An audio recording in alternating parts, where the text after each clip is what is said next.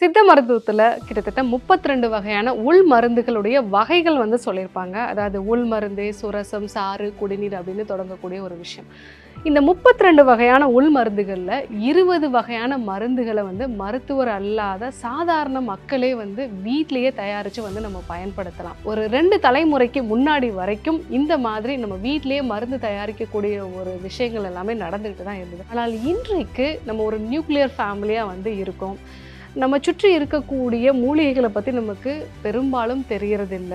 ஏன்னா சித்த மருத்துவத்தில் என்ன சொல்லியிருப்பாங்க அப்படின்னா, வேர்பாரு, தலைப்பாரு, மிஞ்சினக்கால், மெல்ல மெல்ல பற்ப செந்தூரம் பாரு அப்படிங்கிறது தான் சிகிச்சை முறையாக வந்து சொல்லியிருப்பாங்க. உடலில் ஒரு நோய் வருதா, உடனடியாக வந்து நம்ம ஒரு வீட்டில் இருந்தபடியாக ஒரு கஷாயமோ இல்லை வந்து ஏதாவது ஒரு சாரோ வந்து நம்ம வந்து கொடுக்கலாம். அந்த நோய் கட்டுப்படலைன்னா அடுத்து நம்ம வந்து மருத்துவரை தேடி பார்க்கலாம்.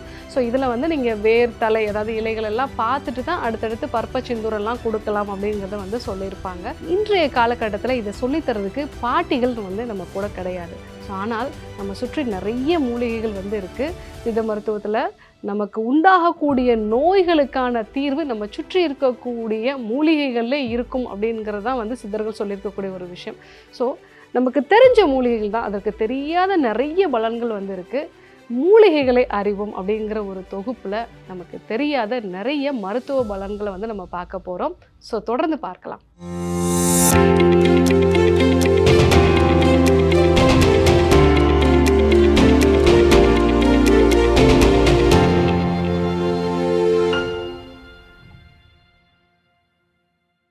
நம்ம நாட்டில் ஆயிரக்கணக்கான மூலிகைகள் வந்து இருக்குது. ஒவ்வொன்றுமே நம்ம வீட்டிலேயே வந்து இருக்கும். ஆனால் அந்த மூலிகைகளை பற்றி நமக்கு இந்தந்த பயன்கள் அப்படின்னு தான் தெரியாமலே வந்து இருக்குது. சில மூலிகைகள்லாம் நம்ம வீட்டிலே இருக்கும், இதற்கு வந்து நம்ம இந்த விஷயத்துக்கெல்லாம் பயன்படுத்தலாம் அப்படிங்கிறதே தெரியாமல் இருக்கும். ஸோ அந்த மாதிரி நமக்கு தெரிஞ்ச மூலிகைகள் தான், அதற்கு தெரியாத நிறைய பலன்கள் வந்து இருக்குது. அதை பற்றி தான் நம்ம ஒவ்வொரு மூலிகையாக வந்து தெரிஞ்சுக்க போகிறோம். குமரியிலேருந்து இமயம் வரைக்கும் சில மூலிகைகள் தான் வந்து எல்லாருமே வந்து பயன்படுத்துவாங்க. அதில் 2 மூலிகைகளை வந்து நம்ம சொல்லலாம். அதாவது துளசி, வில்வம் அப்படிங்கிறது. வைணவ தலங்கள் எல்லாத்துலேயுமே துளசியை வந்து பயன்படுத்துவாங்க. அதை ஒரு மூலிகையாக மட்டும் இல்லாமல் ஒரு புனிதத்தன்மை இருக்கக்கூடிய ஒரு மூலிகையாக வந்து கோயில்களில் வந்து பிரசாதமாக கொடுக்கறதுக்கு அந்த துளசி தீர்த்தத்தை வந்து கொடுப்பாங்க. அதே போல் தான் சைவ கோயில்கள் எல்லாத்துலேயுமே வந்து வில்வத்தை வந்து ஒரு பிரசாதமாக வந்து கொடுப்பாங்க. ஸோ அந்த அளவுக்கு அந்த மூலிகைகள் அப்படிங்கிறத தாண்டி அது புனிதத்தன்மை அடைகிறது. நம்ம ஒவ்வொரு நாளுமே அதை பயன்படுத்தணும் அப்படிங்கிறதுக்காக தான் நம்முடைய முன்னோர்கள் வந்து அதை வழிபாட்டு தலங்களோடையே வந்து அதை கொடுத்துருக்காங்க. அதில் மிக முக்கியமானது இந்த துளசி அப்படிங்கிறது. இந்த வில்வம் கூட மரங்களா கோயில்களில் தான் வந்து நம்ம பார்ப்போம். ஆனால் துளசி ஒவ்வொரு வீட்லேயுமே வந்து ஒரு துளசி மாடம் வச்சுட்டு காலையில் எழுந்த உடனே அதை சுற்றி வந்து அந்த துளசி இலைகளை பறித்து சாப்பிட்டுட்டு அந்த நாளை தொடங்கலாம் அப்படிங்கிறது நம்முடைய பாரம்பரியத்தில் இருக்கக்கூடிய ஒன்று.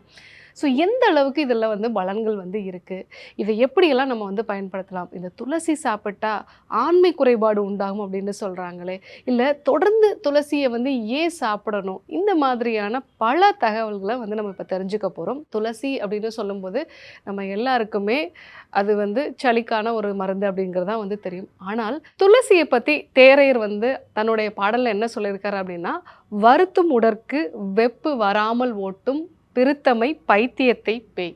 அதாவது வந்து முன்னோர்கள்லாம் வந்து என்ன சொல்லுவாங்க அப்படின்னா, மனநோய்களுக்கு தனியாக ஸ்ட்ரெஸ்ஸு, ஆன்சைட்டி அப்படின்லாம் வந்து அவங்க சொல்கிறது இல்லை. பைத்தியம் அப்படிங்கிற ஒரு பேரில் வந்து மனநோய்களை வந்து சொல்லுவாங்க. அதாவது இந்த துளசியை வந்து தொடர்ந்து தீர்த்தமாகவோ இல்லை வந்து சாராகவோ வந்து நம்ம எடுத்துக்கிட்டோம் அப்படின்னா, வெறி போல் ஆடுகின்ற பைத்திய நோய் வந்து சரியாகும், மன அழுத்தம் சரியாகும் அப்படிங்கிறது தான் வந்து அவங்க சொல்லியிருப்பாங்க. நவீன ஆராய்ச்சிகளும் அதை தான் வந்து சொல்லுது.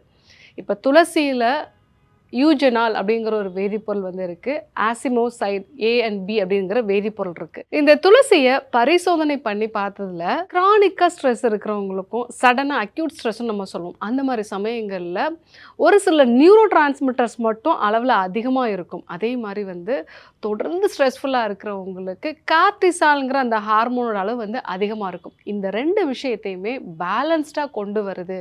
தொடர்ந்து ஒரு 4-5 துளசி இலைகளை மென்று சாப்பிடும் பொழுதோ இல்லை ஒரு தீர்த்தமாவோ இல்லை சாராவோ எடுத்துக்கும்போது இந்த பலன்கள்லாம் கிடைக்குது அப்படிங்கிறத நவீன ஆராய்ச்சியும் வந்து சொல்லியிருக்கு.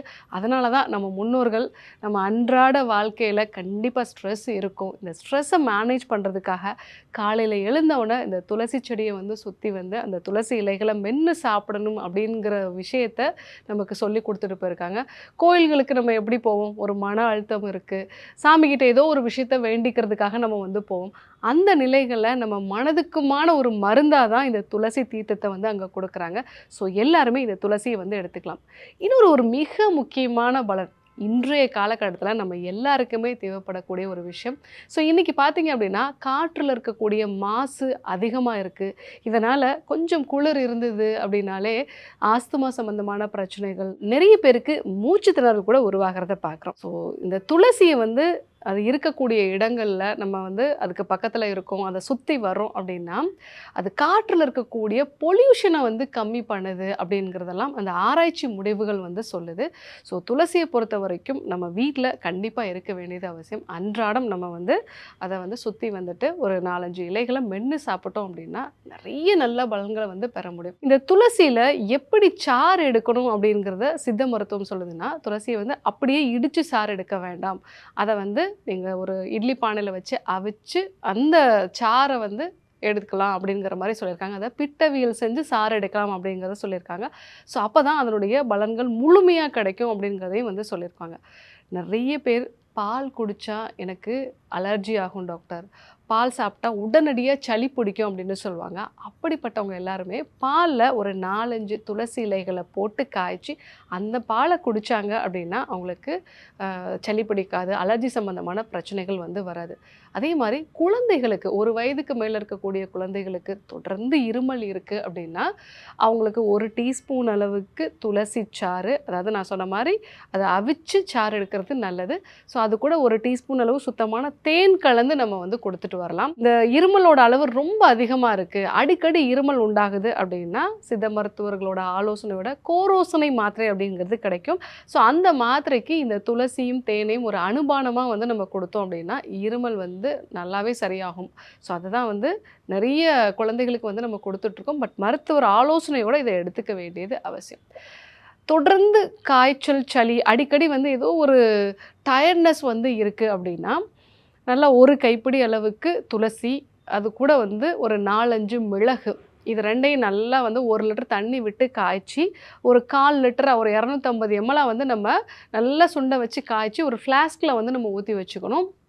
ஒரு 50 ml ஒரு 3 மணி நேரத்துக்கு ஒரு முறையும் வந்து நம்ம குடிச்சிட்டே வந்தோம் அப்படின்னாலே காய்ச்சலோட அளவு கொஞ்சம் கொஞ்சமாக வந்து நமக்கு குறைய ஆரம்பிக்கும். அதே போல் தொடர்ந்து சளி பிடிக்குது, உடம்பு முழுவதுமாக வலி இருக்குன்னு சொல்கிறவங்க துளசியை வந்து ஆவி பிடிக்கலாம். இதய சம்பந்தமான பிரச்சனை இருக்கிறவங்க, அதுக்காக நான் மாத்திரைகள் சாப்பிட்டுட்டு இருக்கேன் அப்படின்னு சொல்கிறவங்க இந்த ஒரு கஷாயத்தை ரெகுலராக வந்து எடுத்துக்கலாம். நீங்கள் எடுத்துகிட்டு இருக்க மாத்திரைகளோட சேர்த்தே இதை எடுத்துக்கும் பொழுது இதயத்தினுடைய செயல்பாடுகளில் நல்ல ஒரு மாற்றம் வந்து இருக்கும். ஒரு 10 செம்பருத்தி பூவினுடைய இதழ்கள், ஒற்றை செம்பருத்தி வந்து ரொம்ப நல்லது. அது கூட 1 கைப்பிடி அளவுக்கு கருந்துளசியாக இருந்ததுன்னா சிறப்பு, இல்லைன்னா வந்து நல் துளசி இருந்தாலுமே வந்து ஓகே தான். ஸோ இது கூட வந்து ஒரு 4-5 மிளகு சேர்த்து நல்லா நீங்கள் வந்து 2 டம்ளர் தண்ணி விட்டு 1 டம்ளராக காய்ச்சி வடிகட்டி ரெகுலராக வந்து நம்ம எடுத்துக்கலாம். இந்த மாதிரி வந்து ஒரு 6 மாதம் வந்து நம்ம எடுத்துக்கிட்டோம் அப்படின்னா இதயத்தினுடைய செயல்பாடுகளில் நல்ல ஒரு மாற்றம் இருக்கும். நம்ம எல்லாருக்குமே தெரியும், மன அழுத்தம் இருக்கிறவங்களுக்கு இதய நோய்கள் ரொம்ப சீக்கிரமாக வந்து வரும். செம்பருத்தி அப்படிங்கிறது இந்த இதய தசைகளை வந்து பலப்படுத்தக்கூடியது.